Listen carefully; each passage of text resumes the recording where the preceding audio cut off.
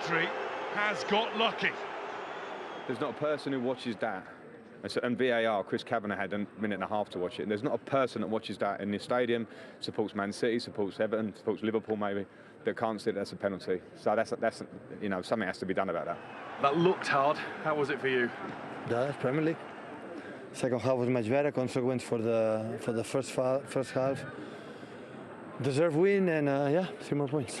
It wasn't our best game today, but I think we showed great heart and courage just to keep playing no matter what was going on the pitch. We carried on playing our game and yeah, in the end it paid off. Have you got such a feeling for this club already? One of the reasons I took the job was my feeling of growing up, understanding the history of the club, seeing them as First Division champions and playing here, feeling what the crowd can do, and the crowd did it today. I want to just say to the fans, I think the next 2 or 3 weeks will be hard because the table doesn't look great. It didn't when I came here. But what I've seen today and the energy and performance and what I've seen since I've been here, then we keep doing that, we'll be right. There was a lovely moment before the game with the 2 Ukrainian players, the reception they got from all around the stadium, all supporters. What does that tell us about the power of sport? When we have a player, Vitaly on our side, Zinchenko on their side, their fans, our fans together, that's the unity of sport, and it's obviously a lot of people on the outside could learn a lot from that too. Ukrainian people, Russian people, they don't want to kill each other.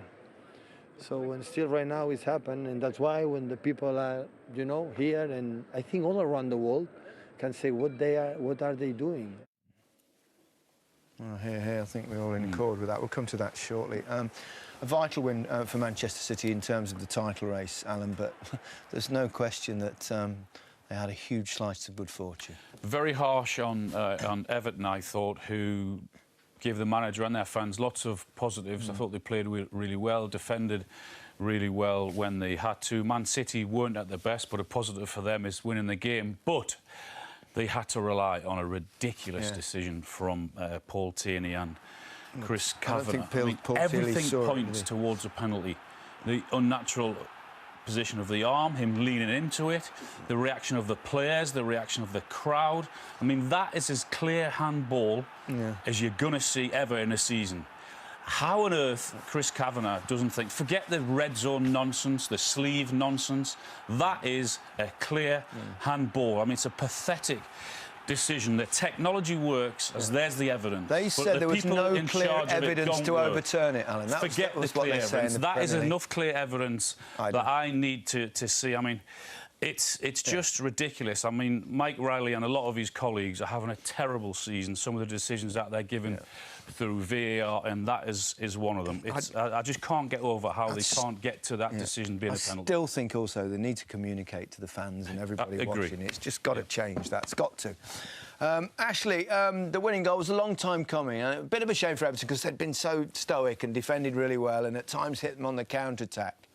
Yeah, and after lots of good work all afternoon by Everton, they was undone by a poor goal from their point of view, a mistake from Michael Keane.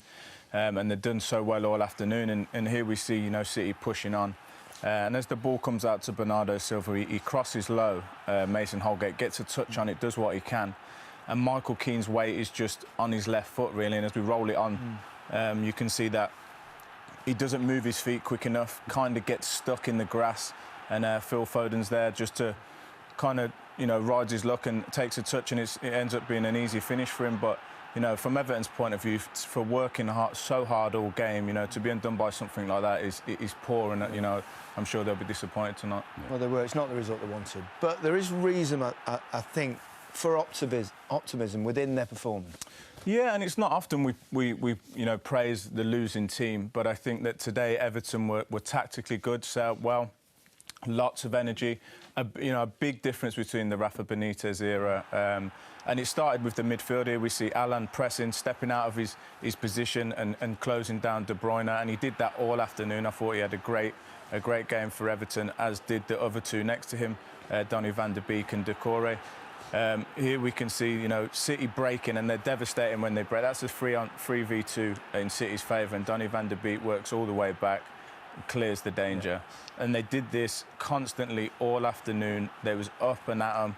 Doucouré broke up so much, Alan the same. Iwobi then drove forward with Gordon on the other side, and we see Doucouré now spreading the play and starting another attack for Everton. So, you know, in general, I think the signs were there that you know, it's looking better under Frank Lampard. Here's Alan again stepping onto it and playing in John Joe Kenny, who A little bit of composure he needed in front of goal there. But, you know, in general, as I say, things are looking better for Frank Lampard. They set up good tactically, they had good energy, and it was unfortunate today. OK. Well, as we saw there at Goodison Park, Ukraine is very much in the thoughts of everyone in football at the moment with Russia's invasion of the country. Earlier this evening, the Chelsea owner Roman Abramovich released the following statement.